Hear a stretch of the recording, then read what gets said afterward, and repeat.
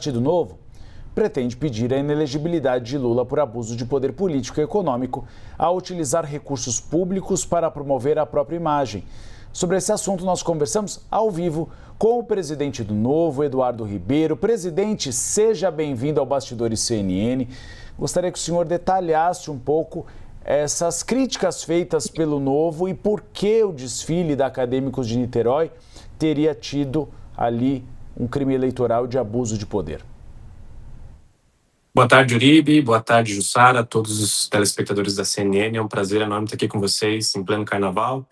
Bom, nós já havíamos entrado com uma representação na semana passada, mostrando que todos os elementos aos quais nós já tínhamos acesso, seja aquilo que já havia vazado na imprensa, ou seja o próprio samba enredo que estava ali no YouTube, para todo mundo ver, aquilo ali já era bastante óbvio de que se tratava de propaganda eleitoral antecipada e qualquer um que visse aquilo conseguia ter essa percepção, ao menos tivesse ali uma visão isonômica do todo. Lembrando que a nossa legislação eleitoral ela é muito rigorosa, sempre foi, mais do que necessária, inclusive, mas é a regra, é a lei e ela deve servir para todos, né? Então, nós entramos com essa representação, inclusive pedindo uma liminar para que a própria escola não desfilasse usando esse samba enredo, né? Não levasse todos esses elementos e todas essas alegorias para Sapucaí, porque é errado, né? Porque isso é desonesto com os outros pré-candidatos à presidência, que não vão fazer isso, não tem esse acesso, não tem essa estrutura, não tem esse poder político,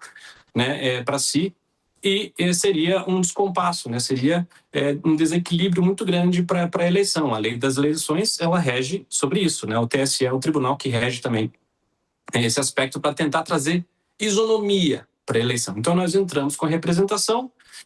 Infelizmente, o TSE indeferiu a nossa liminar, alegando que seria censura prévia e que não era possível saber se aquilo tudo que havíamos indicado iria acontecer, mas de fato aconteceu, né? E aconteceu muito mais. Tem elementos ali que não sequer nós não citamos na petição inicial, mas vamos também peticionar mais uma vez, que diz respeito a uma ala, inclusive, com a estrela do PT, né? Lembrando que o presidente da escola de samba, o presidente de honra, é vereador do PT.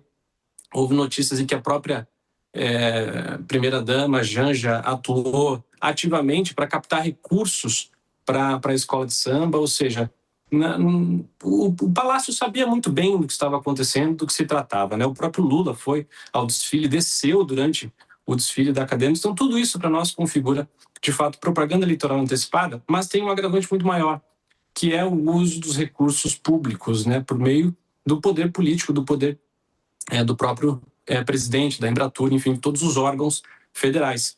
E isso abre um caminho, evidentemente, para que nós possamos pedir, vamos pedir, assim que for registrada a candidatura do presidente Lula, uma ação de investigação judicial eleitoral para pedir a sua inelegibilidade e a cassação do registro, porque isso para nós passou de todos os limites.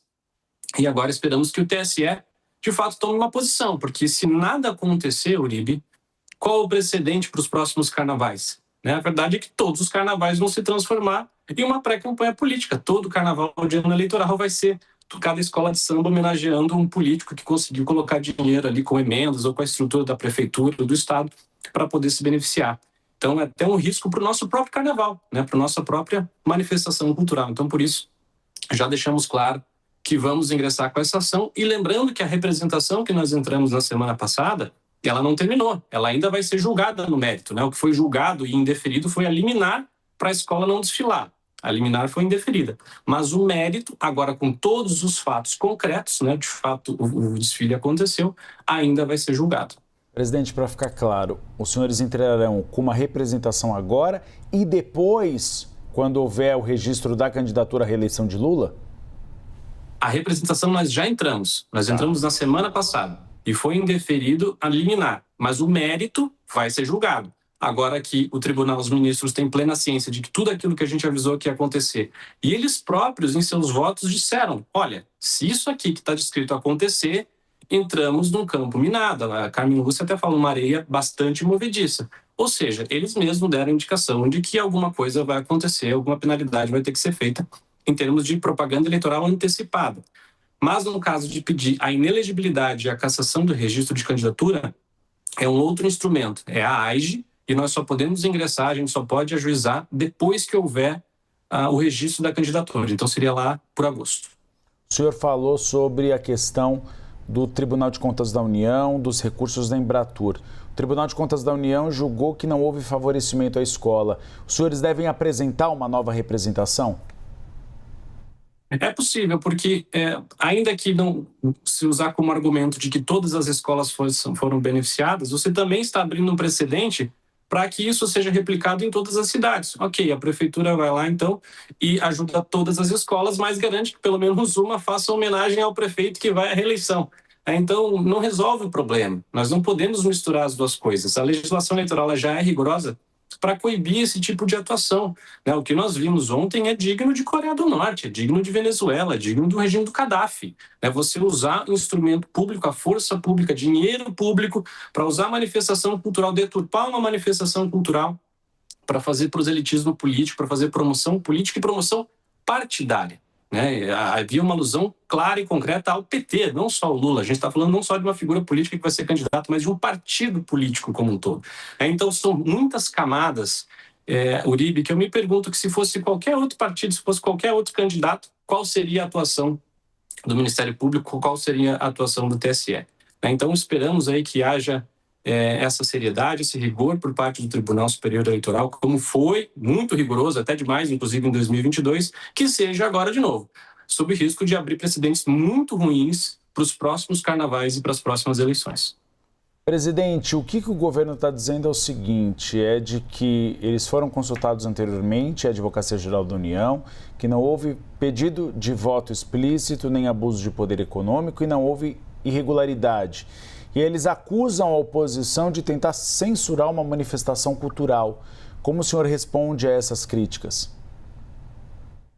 A jurisprudência é muito clara com relação a isso, tudo bem que a legislação diz, não pode haver pedido explícito de voto, mas vários políticos, vários partidos, várias candidaturas foram cassadas sem ter necessariamente esse pedido explícito de voto, porque a jurisprudência já consolida que, ainda que indireto, pode ser considerado, sim, campanha eleitoral antecipada.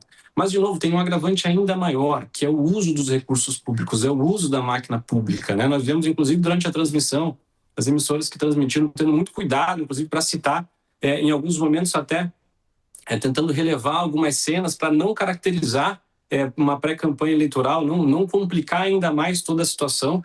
Mas o que nós vimos, de fato, é uma comissão de frente, a comissão de frente da escola era praticamente cenas de uma pré-campanha, de uma propaganda eleitoral gratuita, daquelas que a gente vê durante a eleição. Aquilo ali era propaganda eleitoral.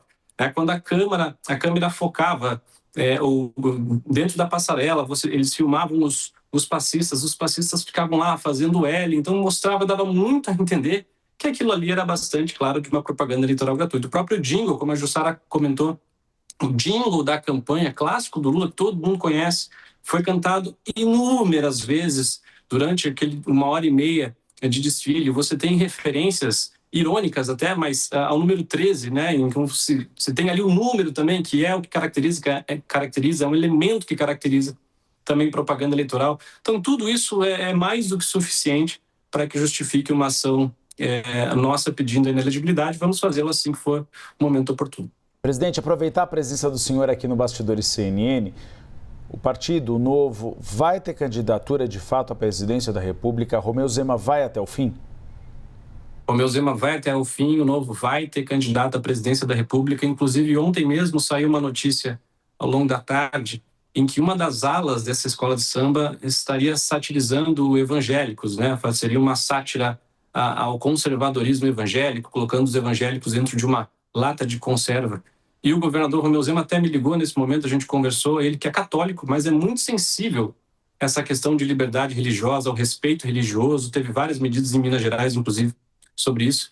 E ele disse, eu vou ter que fazer alguma coisa, Eduardo, e deve ingressar, ou se já não ingressou, com uma representação criminal contra a escola de samba também, porque, passou de todos os limites, não só de uma campanha política, mas a ponto de satirizar e chegar no limite de intolerância religiosa, de crítica a um grupo religioso muito relevante no Brasil, que são os evangélicos, mais de 50 milhões de evangélicos, e uma escola de samba petista, fazendo uma pré-campanha eleitoral do Lula em plena Sapucaí, ainda usou esse elemento para fazer essa sátira totalmente desrespeitosa aos evangélicos. Então, o Romeu Zema está muito dedicado, está comprometido e será candidato novo até o final. E como o senhor tem visto essa ofensiva do PL? Porque o PL tem um sonho de consumo de ter Romeu Zema como vice de Flávio Bolsonaro. O senhor acredita em uma união dos dois candidatos em um eventual segundo turno?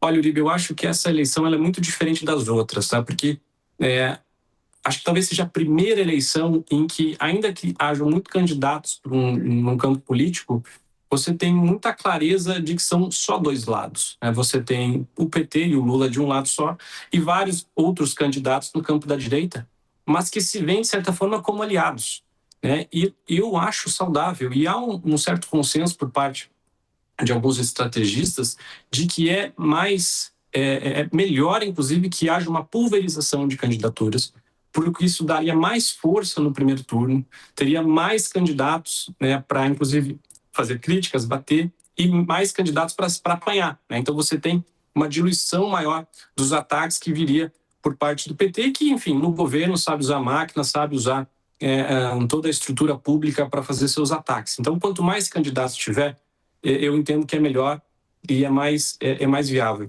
E no segundo turno, aquele que for, né, o mais bem sucedido, que conseguir se consolidar com essa liderança no campo da direita, da centro-direita, vai com certeza receber o apoio de todos os outros. Então, ainda que não estejamos juntos no primeiro turno, eu tenho certeza que estaremos no segundo, independente de quem for. Muito obrigado, Eduardo Ribeiro, presidente nacional do Novo. Obrigado, presidente, por ter interrompido o feriado do senhor para falar com a CNN Brasil. O espaço sempre aberto. Eu que agradeço, um bom trabalho e um ótimo carnaval a todos, especialmente para aqueles que não estão usando dinheiro público. Muito obrigado, presidente.